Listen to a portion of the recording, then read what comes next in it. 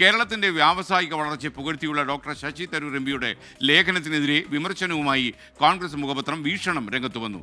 വ്യവസായങ്ങളെ വെള്ള പുതച്ചവർക്ക് ശുദ്ധിപത്രം നൽകുന്നത് ആരാച്ചർക്ക് അഹിംസ അവാർഡ് നൽകുന്ന പോലെയാണെന്നാണ് ലേഖനത്തിലെ പരാമർശം.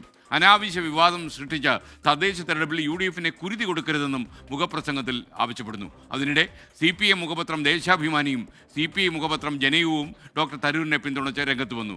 MG പ്രതീഷ് വിശദാംശങ്ങളുമായി ചേരുന്നു. Pratheesh, good morning. യഥാർത്ഥത്തിൽ ഇടതുപക്ഷക്കാർക്ക് ചിരി സഹിക്കാൻ പറ്റുന്നില്ല, എന്നാൽ മറ്റേ ആൾക്കാർക്ക് ഒട്ടും സൂഹിക്കുന്നുമില്ല. എന്താ കഥ? അതിനിടയിൽ ഡോക്ടർ തരൂരും പറയും. തീർച്ചയായും LDF സർക്കാരിന്റെ വ്യവസായിക നേട്ടങ്ങളെ പ്രകീർത്തിച്ചുകൊണ്ടുള്ള തരൂരിന്റെ ലേഖനമാണ് ഈ തർക്കങ്ങൾക്കും പ്രതിഷേധങ്ങൾക്കും എല്ലാം തന്നെ തുടക്കം. കോൺഗ്രസും UDF-ഉം തരൂരിന്റെ നിലപാടിനെതിരെ വലിയ പ്രതിഷേധമാണ് ഇപ്പോൾ അറിയിച്ചിരിക്കുന്നത്. ഇതിന് പിന്നാലെയാണ് ഈ പ്രതിഷേധം പ്രകടമാക്കിക്കൊണ്ട് ഈ കോൺഗ്രസ് മുഖപത്രമായ വീക്ഷണം തരൂരിനെതിരെ ലേഖനം എഴുതിയത്. അതിരൂക്ഷമായ വിമർശനമാണ് ഈ ലേഖനത്തിൽ ശശി തരൂരിനെതിരെ വീക്ഷണം പറയുന്നത്. അത് നടക്കാനിരിക്കുന്ന തദ്ദേശ തെരഞ്ഞെടുപ്പ് ചൂണ്ടിക്കാണിച്ചുകൊണ്ടാണ് വിമർശനം. ഇതിൽ പറയുന്നത് അനാവശ്യ വിവാദം സൃഷ്ടിച്ച് വരുന്ന തദ്ദേശ തെരഞ്ഞെടുപ്പിൽ UDF-നെ കുരുതി കൊടുക്കരുത് എന്നതാണ് പ്രധാനമായും വീക്ഷണം വിമർശിക്കുന്നത്. വെളുപ്പാൻകാലം മുതൽ വെള്ളം കോരിയിട്ട് സന്ധ്യയ്ക്ക് കുടമുടയ്ക്കുന്ന രീതി പരിഹാസ്യമാണെന്നും വീക്ഷണം പറയുന്നുണ്ട്. LDF-നെതിരെ പോരാടുന്ന കോൺഗ്രസിനെ മുണ്ടിൽ പിടിച്ച് പുറകോട്ട് വലിക്കുന്ന സമീപനം ആത്മഹത്യാപരമെന്നുള്ള വിമർശനം കൂടി വീക്ഷണം പറയുന്നുണ്ട്. ഒപ്പം ഈ സംസ്ഥാനത്തെ വ്യവസായങ്ങളെ ശവപ്പറമ്പാക്കിയത്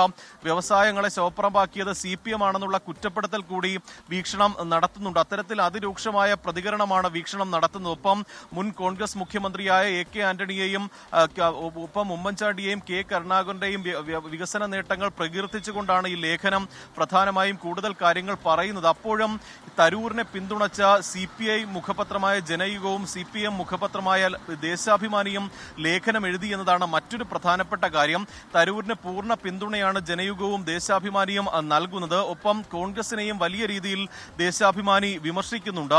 ഈ നാട്ടിൽ ഒന്നും സംഭവിക്കുന്നില്ല എന്ന് പറയാൻ അസാമാന്യ തൊലിക്കട്ടിയും ഉളുപ്പും വേണമെന്നതാണ് ദേശാഭിമാനി പറയുന്ന കാര്യം. പ്രതിപക്ഷ നേതാവും ഒരുപറ്റം കോൺഗ്രസുകാരും ഈ ഗണത്തിൽ പെടുമെന്നും തരൂരിനെ ഇക്കൂട്ടർ തള്ളിപ്പറയുകയാണെന്നും ദേശാഭിമാനി ലേഖനത്തിലൂടെ പറയുന്നുണ്ട്. കേന്ദ്ര സർക്കാർ കേരളത്തെ ദ്രോഹിക്കുമ്പോൾ ഇക്കൂട്ടർ ഒന്നും തന്നെ ഒരക്ഷരം പോലും മിണ്ടുന്നില്ല എന്ന വിമർശനം കൂടി ദേശാഭിമാനി ചൂണ്ടിക്കാണിക്കുന്നുണ്ട്. ഒപ്പം ഇതിൽ ജനയുഗം പ്രധാനമായും പറയുന്നത് കൃത്യമായ അഭിപ്രായം യാഥാർത്ഥ്യങ്ങൾ ഉൾക്കൊണ്ടുകൊണ്ടാണ് ശശി തരൂർ വ്യക്തമാക്കിയിരിക്കുന്നത്. ഒപ്പം ഒരു വ്യക്തിയെയോ അല്ലെങ്കിൽ ഒരു പാർട്ടിയെയോ പ്രകീർത്തിക്കുന്നതല്ല തരൂരിന്റെ നിലപാടെന്ന് കൂടി ജനയുഗം പറയുന്നുണ്ട്. എന്തായാലും വലിയ പ്രതിഷേധം ഇതുമായി ബന്ധപ്പെട്ട് കോൺഗ്രസിൽ ഉയരുന്നുണ്ട്. പക്ഷേ താൻ പറഞ്ഞ അതേ നിലപാടിൽ തന്നെ ഉറച്ചു നിൽക്കുന്നു എന്നതാണ് തരൂരും അറിയിച്ചിരിക്കുന്ന കാര്യം. എന്തായാലും ഇനി തദ്ദേശ തെരഞ്ഞെടുപ്പ്, നിയമസഭാ തെരഞ്ഞെടുപ്പ് ഉൾപ്പെടെ നടക്കാനിരിക്കുന്ന ഒരു സാഹചര്യത്തിൽ ഈ തരൂരിനെ പരമാവധി സമവായത്തിൽ കൊണ്ടുപോകാനുള്ള ഒരു നീക്കം തന്നെയായിരിക്കും കോൺഗ്രസിൽ നടക്കുന്നത്. ഇക്കാര്യം ഹൈക്കമാൻഡിൽ ഉൾപ്പെടെ എത്തിയെന്നതാണ് നമുക്ക് മനസ്സിലാക്കാൻ കഴിയുന്നത്.